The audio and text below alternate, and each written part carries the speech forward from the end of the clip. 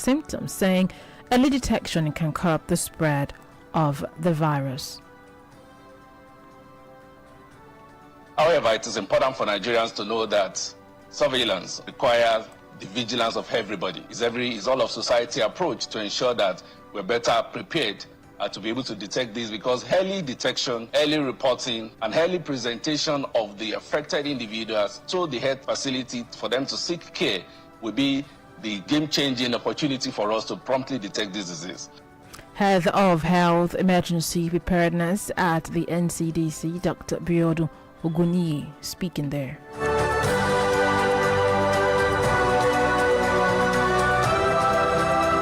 And on electoral matters, the Lagos State Governor, Babajide Sanwo-Olu, has described the All Progressives Congress governorship primary election in the state as peaceful and reflective of the party's commitment to internal democracy and inclusiveness. Sanwo-Olu, speaking after participating in the APC governorship primary election at Ward E3 on Lagos Island, said the direct primary system allowed party members at the grassroots to freely choose their preferred candidate. Sanwo-Olu also declared support for the Lagos State Deputy Governor, Obafemi Hamzat, who emerged as the sole aspirant in the primary election, describing him as experienced and competent.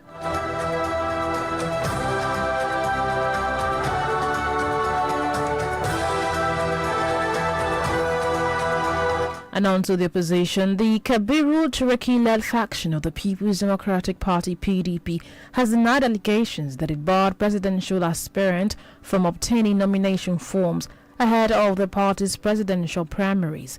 The faction spokesman, Ini Emebong, in a statement, described the claims as false, insisting that all interested aspirants remain free to purchase and submit their forms within the approved time frame. Emabong explained that party recently extended the deadline for the purchase and submission of forms following appeals from party members. The PDP faction also maintained that although the party had zoned its presidential ticket to the south, no Nigerian could be constitutionally prevented from contesting for elective office.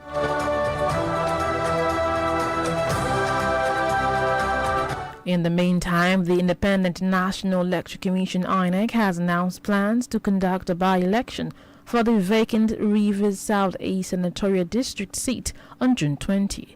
The President Electoral Commissioner in Rivers State, Johnson Alalibo, said the exercise will take place across 88 wards and 1,629 polling units in the 7 local government areas that make up the senatorial district. The REC assured residents and stakeholders of the Commission's commitment to conducting a free, fair and credible by-election. He also urged eligible voters in the senatorial district to participate peacefully in the electoral process.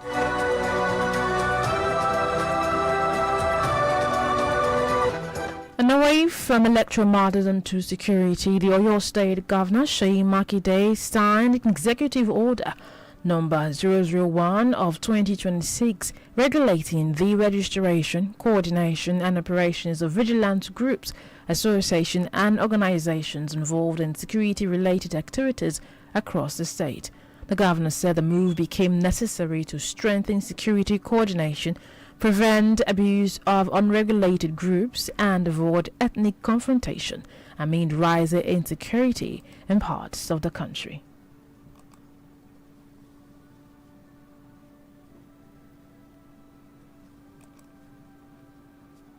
Order that I just signed is another step in our commitment to the protection of lives and properties across Oyo State. Security is not the responsibility of government alone. It is a collective duty, and we appreciate the many citizens, associations, and groups who continue to support lawful efforts to keep our communities safe. This executive order is therefore designed to ensure that all groups involved in security-related activities operate within a clear legal and operational framework that supports peace, order, and the rule of law. The governor also warned against ethnic profiling and targeting of innocent residents under the guise of fighting crime. He insisted that the state government would not tolerate the defamation of illegal security groups engaging in ethnic confrontation, which may further deepen division among residents in the state.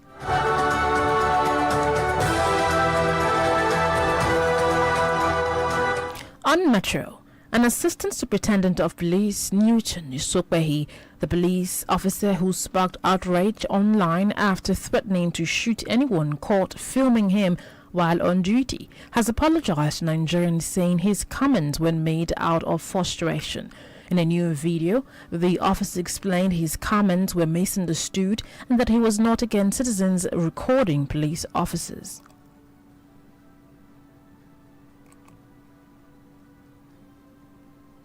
Good morning, everybody. Good morning, Nigerians. I don't mean it like that. I only annoy for people. Actually, you can video us. You can video a policeman. But it's not now that anybody can just come from anywhere. Started videoing somebody is on duty. Even some policemen sitting on their own. They will go down and be videoing them. They have take it beyond. Nobody will do that for us. If we will make the policemen not to work active, because now we're supposed to work active, but if they not video, they not do this. Anything can happen. I'm a full Nigerian. I'm a full born of Nigeria. My father is a soldier. I grew up in the barrack. I was born in Kaduna.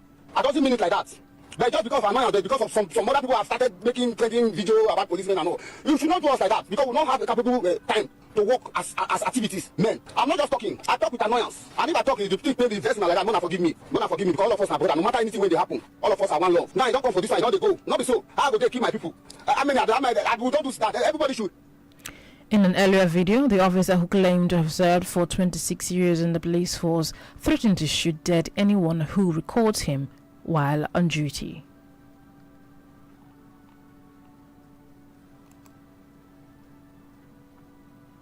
As an officer, I did with my rifle, I did work. Make somebody video me.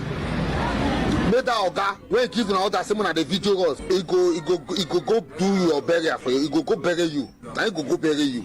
The numbers of how many una be gonna go kick away. Now he go bury una. They burn anybody well. Video me when I'm on duty. Performing my lawful duty in Nigerian government, Nigerian police for 26 years. They suffer. They suffer every time, every day suffer. Uniform, I don't fit buy nothing. I fit do for. I don't fit give us good. I don't fit do anything. Who die to even not be this one. The IG when just come new now. Begin they try to amend things. They help people. Look at people when their papa don't die since how many years. During the video, Ogboi displayed what he described as bullet wounds on his arm, citing them as evidence of hardship officers endure without adequate welfare support.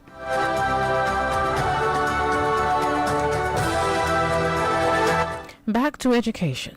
The Academic Staff Union of Universities ASU Sokoto Zonal Chapter, comprising 10 universities across the Northwest, have raised serious concerns over the selective implementation of the 2025 federal government ASU agreement. The zonal coordinator, Abubakar Sabo, accused both federal and state governments of failing to faithfully implement critical aspects of the agreement publicly presented in January 2026. Speaking to newsmen, he said unresolved issues include the non-implementation of academic and professional allowances, earned academic allowances, promotion arrears, salary shortfalls, annual increment, and unpaid third-party deductions affecting lecturers across universities in the zone. He warned that the continued delay in resolving the issues could provoke widespread industrial disputes capable of destabilizing academic activities across the country.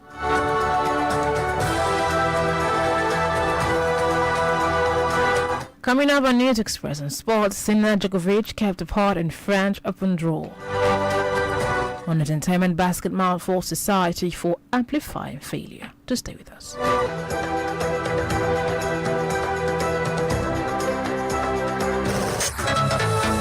You can listen to Adami Mogo 93.1 FM from any part of the world. Download the Adami Mogo 931 FM app from Google Play Store and Radio Garden. And follow us on Adami Mogo 93.1 FM on Facebook, Twitter, and Instagram. If you have eyewitness stories going exclusive to share, contact the Adami Mogo FM newsroom via mail at newsroom@adamimogofm.com. Or you can dial 070-634-03583. You can dial 090-319-69629. Adami Mogo 93.1 FM Lagos, Voice of the Light.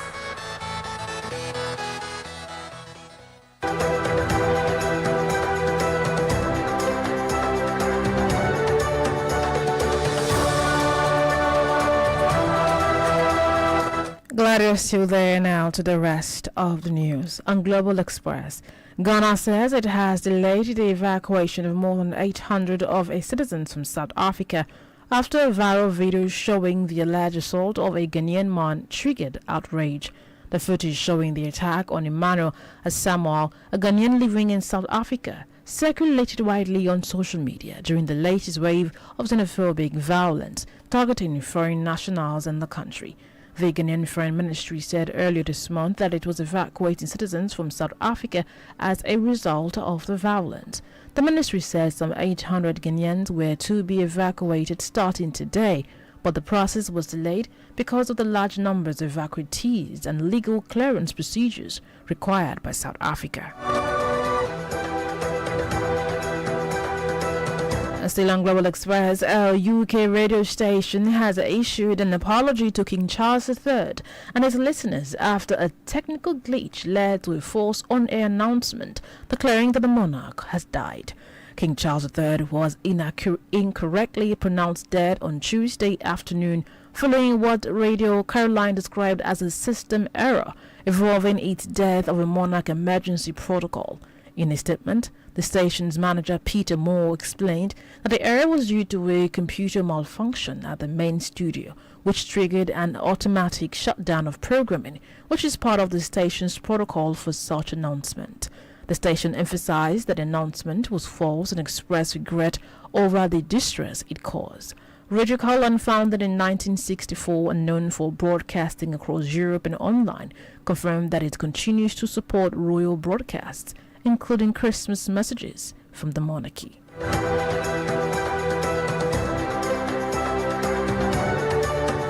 And on Sport Express, Jannik Sinner and Novak Djokovic will not be able to meet until the French Open final after the pair were placed in opposite halves of the men's draw, while Coco Gauff could face Aina Sablanka in the women's semis. Sinner, the red-hot men's title favorite in the absence of injured rival Carlos Alcaraz, will start his bid for a maiden Roland Garros crown against the French wildcard Clement Tabor, the world number 165. Women's world number 1 Sablanka faces a tough potential road to the final with Naomi Osaka, Victoria Mboko, and reigning champion Gauff all potential hurdles for the Belarusian.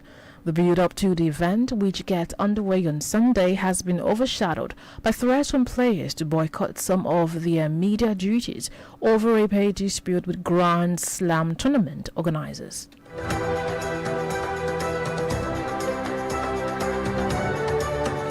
And on Entertainment Express, comedian and filmmaker Basket Mouth has criticized the growing culture of rewarding controversy while ignoring excellence in society.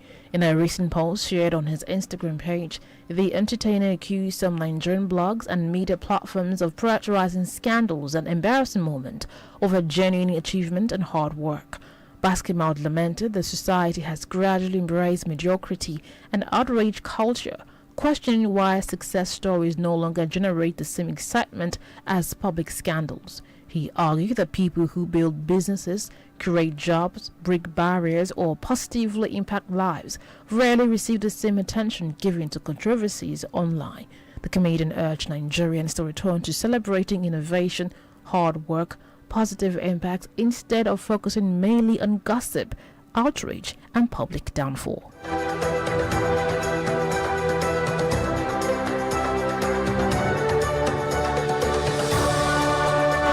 And still on Entertainment Express, Nigerian actress and fashion personality Temi Otedola and singer-entrepreneur Mr. Easy have announced that they are expecting their first child together in a heartfelt Instagram post that has sparked widespread reactions online.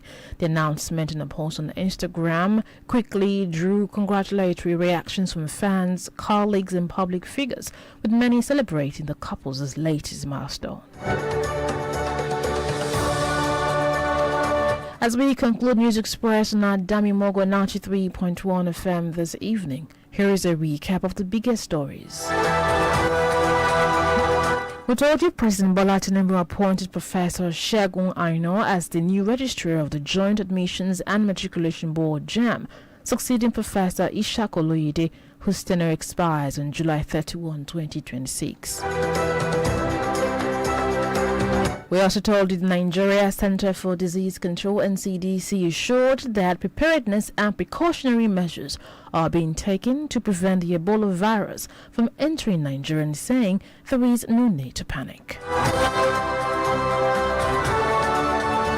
We also told you Lagos State Governor Babajide Sanwo-Olu held the All Progressive Governorship primary, describing it as peaceful and reflective of the party's commitment to internal democracy and inclusiveness.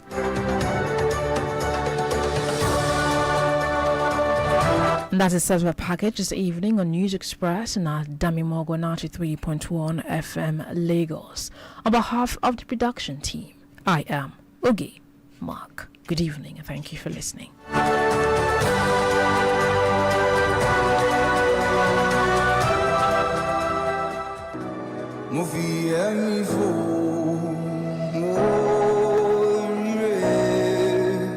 Ile Latin Kessorode. During Nigerians' campaign against corruption, a young civil servant named Bayo resisted the temptation to inflate figures on a government contract. When asked why, he said his parents had taught him from childhood never to take what does not belong to him. His honesty stood out in a system where bribery was common, earning him recognition. This reflects the proverb because Bayo's integrity started from the training he received at home. It could carry those values into public service. The proverb Ile Latin Kessorode, good manners, discipline, and value must first be learned in the family before they can be displayed to the outside world.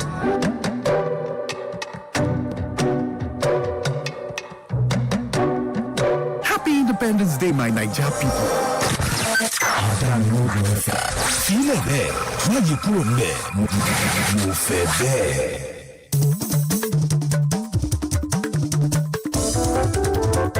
Àsìkò ìròyìn ti tó, bóyá ẹ jẹ́ ká jọ̀bọ̀, lónílé lálejò bóyá, lọ́mọdé lágbà, ẹ mú kalẹ̀ owó, ẹ mú kalẹ̀ ọmọ. Ìròyìn tó jẹ́ ojúlówó rédíò yìí lẹ ti máa gbọ́, 93.1 FM ìkànnì tó tayọ, Lekki la máa fi kalẹ̀ sí nígboro Èkó, Adámímọ́gò FM bóyá.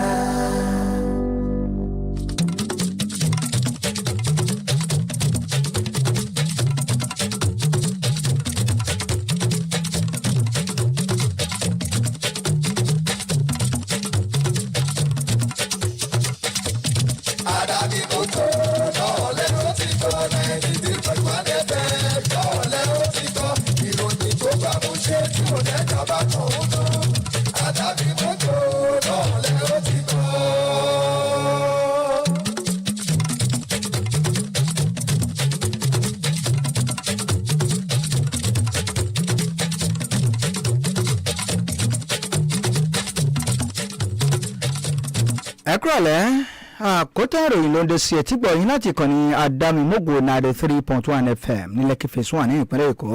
Ṣáájú ẹ̀gbọ́ àwọn kókó tó súyọ nínú ìròyìn náà. Ààrẹ Bọ́lá Tinubu náà ló ti yan Gíwá ẹni ọdún 39 gẹ́gẹ́ bí ọ̀gá àgbà àjọ jambo nílẹ̀ yìí níbi wọ́n ti ṣe àgbéjáde èsì ìdánwò ti UTME eléyìí tí wọ́n ti kọ́kọ́ wọ́gilé. Àjọ tí ń pa ní àwọn àrùn lọ́lọ́kan ọ̀jọ̀kan nílẹ̀ wa Nàìjíríà ní àjọ NCDC náà ni wọ́n ti ké sí gbogbo ọmọ orílẹ̀-èdè wa Nàìjíríà pé kí wọ́n má fìgbà kankan kọminú lórí ìtànkálẹ̀ àrùn Ebola. Gómìnà ìpínlẹ̀ Èkó Ọ̀gbẹ́ni Babájídé Sanwó-Olú náà ló ti gbóṣùbà kárẹ̀ lórí ìkẹsẹ̀jáde ètò ìdìbò sí abẹ́nú ẹgbẹ́ òṣèlú ti APC léètò lọ ní ìrọwọ́rọsẹ̀. Bẹ́ẹ̀ náà ló tún náwó igbákejì yìí Hamzat sókè gẹ́gẹ́ bí ẹni tí yóò mọ̀ gbapò lọ́wọ́ rẹ̀ fún ipò gómìnà ní ìpínlẹ̀ Èkó.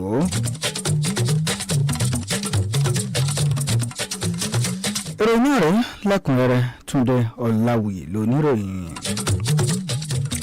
Ààrẹ lẹwa Nàìjíríà Bọ́lá Tinubu náà ló ti ṣètò ìyànsípò ọ̀jọ̀gbọ́n Ṣẹ́gun Àìná gẹ́gẹ́ bí ọ̀gá àgbà tuntun fún àjọ jambo nílẹ̀ yìí ẹni tí yóò máa gbapò lọ́wọ́ Ishaq Olóyèdè lẹ́yìn tí sáà rẹ̀ ó máa tẹnubodò lọ́jọ́ 21 oṣù kẹjọ ọdún 2026 tàwa náà yìí.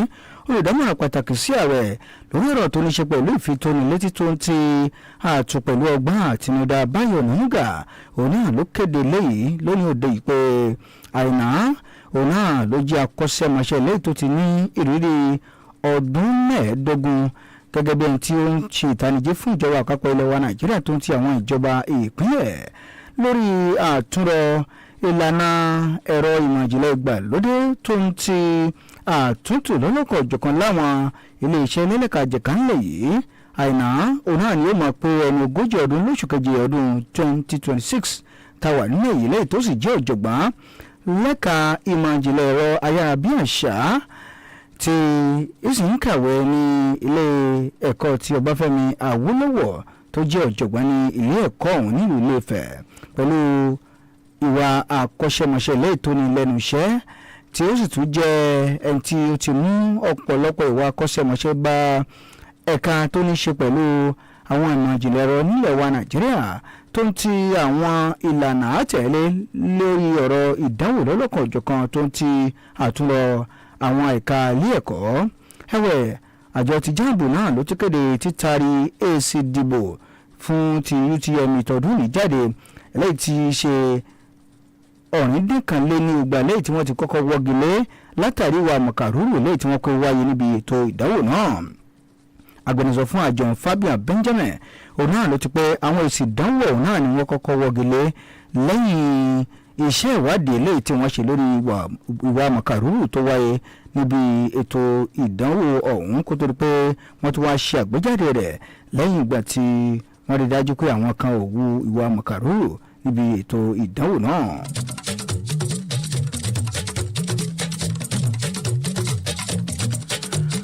wàyí alákòóso fún ọ̀rọ̀ tó ní ṣe pẹ̀lú àwọn àlùmọ́ọ́nì nílẹ̀ wa Nàìjíríà Ọ̀mọ̀wé Délé Aláké náà ló ti sọ di mímọ̀ pé àwọn adarí lágbo òṣèlú nílẹ̀ wa Nàìjíríà tẹ́lẹ̀ rí òun náà ni wọ́n ní ìgboyà tó gẹ́gẹ́ bí ààrẹ Bọ́lá Ahmed Tinubu lẹ́yìn tí ó ń gbé àwọn ìgbésẹ̀ lọ́lọ́kan òjọ̀kan lórí ìkẹsẹ̀járí àti ìdàgbàsókè ètò ọrọ̀ ajé orílẹ̀-èdè wa Nàìjíríà nígbà tó ń sọ eléyìí mímọ̀ nílùú Àbújá níbi tó ní ṣe pẹ̀lú ètò ìtanijí lọ́lọ́kan òjọ̀kan fún àwọn èèyàn ní ẹkùn àárín gbùngbùn apá àríwá orílẹ̀-èdè wa Nàìjíríà.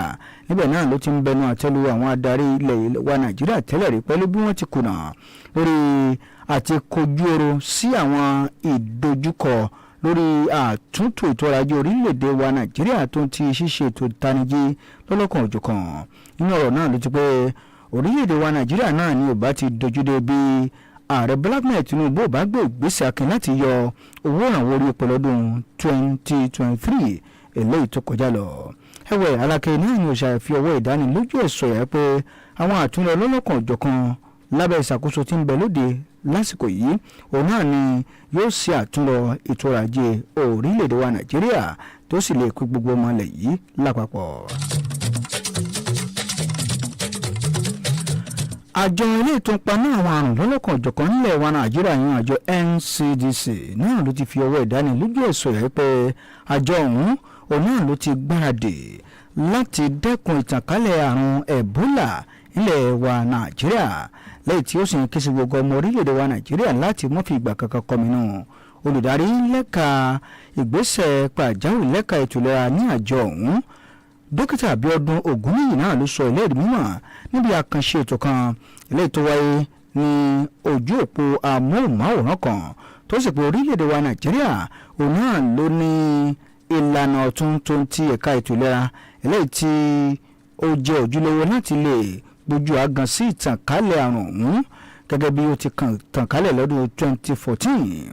nínú ọ̀rọ̀ ọ̀hún òun náà ló ti pé ọ̀rọ̀ náà ló wáyé lẹ́yìn ìròyìn kan ilé tó hàn dé wípé àrùn Ebola náà ló ti di tọrọ fọ́nkálẹ̀ ní orílẹ̀-èdè olómìnira ti Congo níbi tí wọ́n ti ní àkọọ́lẹ̀ àwọn èèyàn tó tó 13,500 tí wọ́n ti lùgbàdì àrùn ọ̀hún tí àwọn èèyàn tó tó 139 sì fara káásá ikú òjijì látàrí ìtànkálẹ̀ àrùn náà. Ògúnníyì oníyìnbó ṣàìsọdí mọ̀ pé ilẹ̀ wa Nàìjíríà náà ló ti ń gbé àwọn ìgbésẹ̀ lọ́lọ́kan òjọ̀kan báyìí láti dènà ìtànkálẹ̀ àrùn náà. wàyí òkúsà ẹ̀rọ gbogbo ọmọ orílẹ̀-èdè wa Nàìjíríà lórí àti máa joyè ojúdà alákànfi sọ̀rí lákòókò yìí kí wọ́n sì máa ta àjọ ìlólobó bí wọ́n bá ti kẹ́fín àwọn àmì eléyìí tó ní í ṣe pẹ̀lú ìtànkálẹ̀ àrùn ọ̀hún.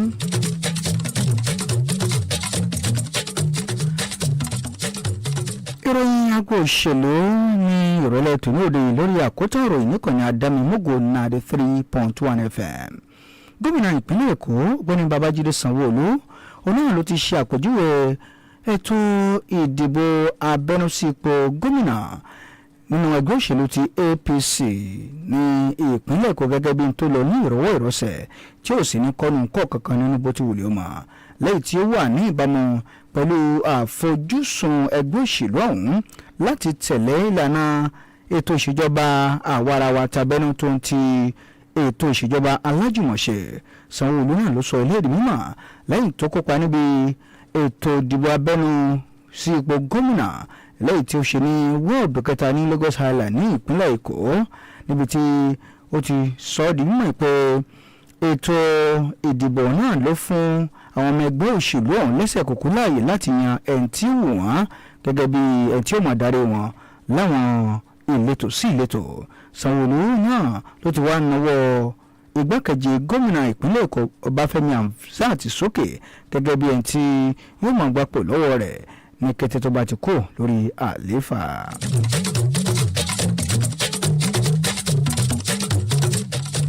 wàyí wo ti sọ di mọ̀ pé eégún ti Kabiru Turaki nínú ẹgbẹ́ òṣèlú ti People's Democratic Party náà ló ti tako ìròyìn kan wípé àwọn dá àwọn olùdíje lọ́wọ́ kọ láti gba fọ́ọ̀mù ìdíje dupò gẹ́gẹ́ bí ààrẹ ilẹ̀ yìí ṣáájú ètò ìdìbò sí ipò ààrẹ ọ̀hún eléyìí tí ó máa wáyé láìpẹ́ yìí. Igun ọ̀hún náà ló sọ̀rọ̀ bóde nígbà tí agbẹnusọ wọn ń bẹ̀ ń sọ̀rọ̀ yún ìní Bank tó fi ọ̀rọ̀ léde tó sì ń ṣe àpèjúwe ìròyìn ọ̀hún gẹ́gẹ́ bí ìròyìn òfegè tó sì ń pe èyíkéyìí àwọn olùdíje eléyìí tí wọ́n bá ní ìfẹ́ sí àti díje náà ni wọ́n lórí ọ̀fẹ́ láti lè ra fọ́ọ̀mù ọ̀hún kí wọ́n sì fi fọ́ọ̀mù ṣọwọ́ sí àwọn ikọ̀ tí ọ̀rọ̀ kàn nígbà tán bá ti ṣe gbogbo àkọọ́lẹ̀ nínú fọ́ọ̀mù náà. wàyí o wọ́n ṣàìsọ́ọ́dún mọ̀ pé lóòótọ́ ló jẹ́ pé ẹgbẹ́ òṣèlú ọ̀hún òun náà ló ti forí okòó sọ̀ọ́dúnrún pé kí ìdíje sí ipò ààrẹ kó wáyé ní ẹkùn ilé tí wọ́n ti yà sọ́tọ̀ ti ṣe ẹkùn ti gúúsù tí wọ́n sì pé eléyìí kò wá dá ẹnikẹ́ni lọ́wọ́ kọ̀ láti pé kí wọ́n má gba fọ́ọ̀mù láti díje dupò tó bá wù wọ́n nínú ẹgbẹ́ òṣèlú ti PDP.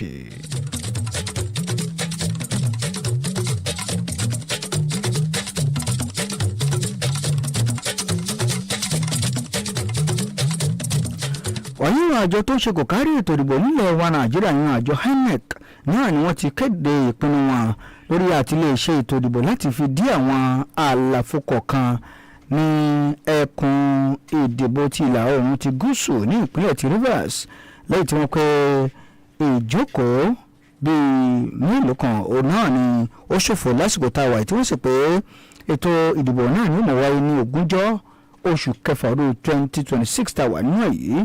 Alákòóso fún àjọ ẹ̀ka ti ìpínlẹ̀ ti Rivers Johnson Alalibo òun náà ló sọ ọ́ di mímọ̀ wípé ètò ìdìbò ọ̀hún òun náà ni ó mọ̀ wáyé ní wọ́ọ̀dù 98 tó ń ti àwọn ibùdó ètò ìdìbò lẹ́yìn tí wọ́n lé ní ẹgbẹ̀jọ níye láwọn ìjọba ìbílẹ̀ bíi méje ní ìpínlẹ̀ Rivers ọ̀hún.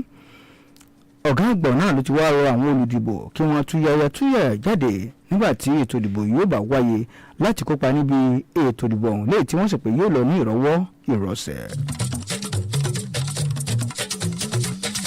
gómìnà ìpínlẹ̀ Ọ̀yọ́ onímọ̀ẹ̀rọ Ṣèyí Mákindé náà ló ti buwọ́ lu ìwé àṣẹ lọ́lọ́kọ̀ ọ̀jọ̀kan lórí ọ̀rọ̀ ìfowókọ́ọ́lẹ̀ tó ń ti àtúnrọ̀ àti àtúntò àwọn ẹ̀ka elétò ààbò lọ́lọ́kọ̀ ọ̀jọ̀kan tó fi mọ́ àwọn lẹ́gbẹ́ lọ́gbàlọ́gbà pàápàá jùlọ àwọn tí wọ́n wà lẹ́ka ètò ààbò ní tìbútòrò ìpínlẹ̀ Ọ̀yọ́.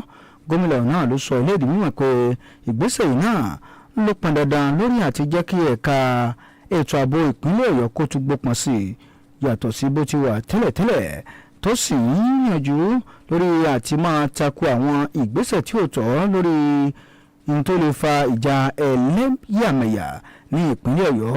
Gómìnà náà ló ti wá rọ gbogbo àwọn ikọ̀ tí ọ̀rọ̀ kàn láti rí i dájú pé wọ́n ń tẹ̀lé àwọn ìlànà tó tọ́ lẹ́ka ètò ààbò tí ó sì ń gbìyànjú láti máa bẹnu àtẹ́lù mímọ́ ṣe àgbéjáde àwọn ikọ̀ ètò ààbò eléyìí tí ó tako òfin ìpínlẹ̀ Ọ̀yọ́ tó ń ti orílẹ̀-èdè wa Nàìjíríà lápapọ̀.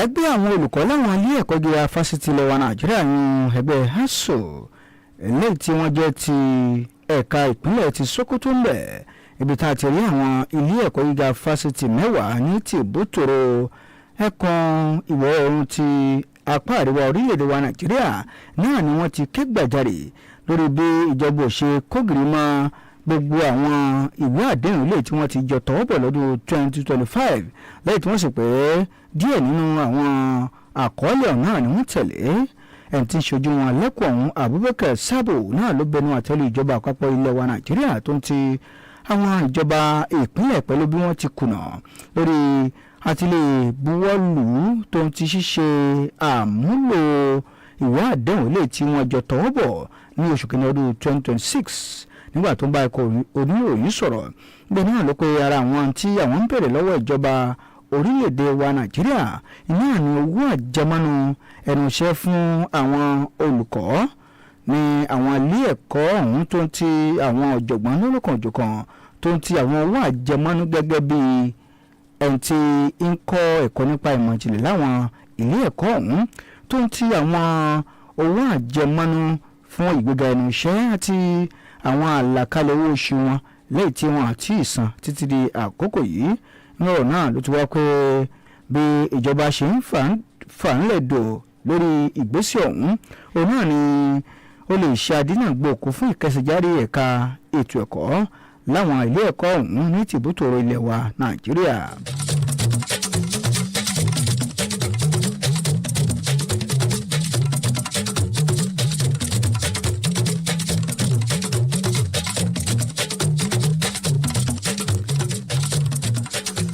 nínú ìròyìn ilẹ̀ òkèrè lẹ́ẹ̀tún jáde fún tirẹ̀ lẹ́ẹ̀tún ní òde náà ni wọ́n ti pé ilẹ̀ ti Ghana náà ló ti sọ di mímọ̀ pé àdínkù díẹ̀ náà ló dé bá ìgbésẹ̀ lẹ́yìn tí àwọn fẹ́ gbé lásìkò tá a wà lórí àti lè dóòlà àwọn ọmọ orílẹ̀-èdè àwọn ilé tí wọ́n lé ní ẹgbẹ̀rún níye tí wọ́n fi ilẹ̀ ti South Africa ṣe ibùjókòó lẹ́yìn fọ́nrán kan ilé tó hàn dé níbi tí àwọn ọmọ orílẹ̀-èdè ọ̀hún tí lùgbàdì ìkọlù láti ọwọ́ àwọn ọmọ orílẹ̀-èdè ti South Africa nínú fọ́nrán ọ̀hún òun náà ni wọ́n ti ṣe lálàyé síta pé wọ́n kọlù ọ̀gbẹ́ni kan tórúkọ rẹ̀ jẹ́ Emmanuel Asamoah ilé tó jẹ́ ọmọ orílẹ̀-èdè ti Ghana nílẹ̀ ti South Africa wàyí o orílẹ̀-èdè ọ̀hún náà ló ti sọ̀rọ̀ bóde láti ẹnu àwọn ikọ̀ ilé ìtorí sí ọ̀rọ̀ àwọn orílẹ̀-èdè yòókù nílẹ̀ ti Ghana ọ̀hún tó sì pé oṣù tá a wà yìí òun náà ni wọ́n ti gbé gbogbo ìgbésẹ̀ láti rí dájú pé wọ́n dóòlà àwọn èèyàn wọn nílẹ̀ ti Ghana ọ̀hún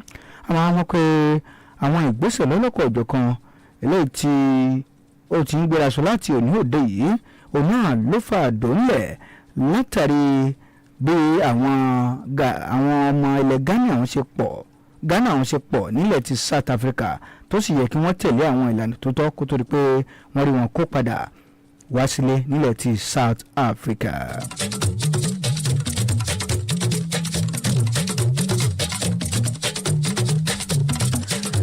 ọ̀yọ́ àkọ́tọ̀ ìròyìn fún ti rọ̀lẹ́ ètò lóde náà ni kò ní jù báyìí lọ àmọ́ kí n tó máa lọ ẹ̀gbọ́ kókó inú ẹ̀ lẹ́ẹ̀kan sí i.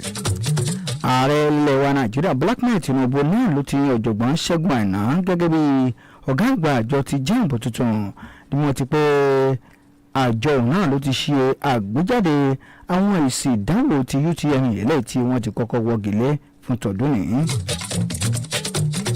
bẹ́ẹ̀ náà la mú wá fún pé àjọ tó ń pa ní àwọn àrùn lọ́lọ́kan ọ̀jọ̀kan nílẹ̀ wa Nàìjíríà yan àjọ NCDC náà ni wọ́n ti fi ọwọ́ ìdánilójú wọn sọ̀yà lórí àti dẹ́kun ìtànkálẹ̀ àrùn Ebola tí wọ́n sì ń ké sí gbogbo ọmọ ilẹ̀ yìí láti má fi ìgbà kankan kọminú lórí ìtànkálẹ̀ àrùn náà. bákan náà la mú wá fún pé gómìnà ìpínlẹ̀ Èkó Ọ̀gbẹ́ni Babájídé Sanwó-Olú náà ló ti ṣe àpèjúwe ètò ìdìbò abẹ́nú tinú ẹgbẹ́ òṣèlú ti APC gẹ́gẹ́ bí n tó lọ ní ìrọ̀wọ́ ìrọ̀sẹ̀ tí ó sì tún jẹ́ àjùmọ̀ṣe gbogbo àwọn ọmọ ẹgbẹ́ òṣèlú ọ̀hún láti tẹ̀lé ètò ìṣèjọba àwa ara wa tàbẹ́nú tó ń ti ètò ìṣèjọba àjùmọ̀ṣe. àkótán ìròyìn fún ti rọ̀lẹ́ tòní òde yìí náà lórókè níkànnì àdáyìnmógò 93.1 FM oge mark lóòtú ìròyìn náà Túndé Ọ̀làwì ló kà sí etí gbọ̀yìn ẹ ṣeun tẹ́ ń gbọ́ àlọ́ ọ̀dẹ̀ yín.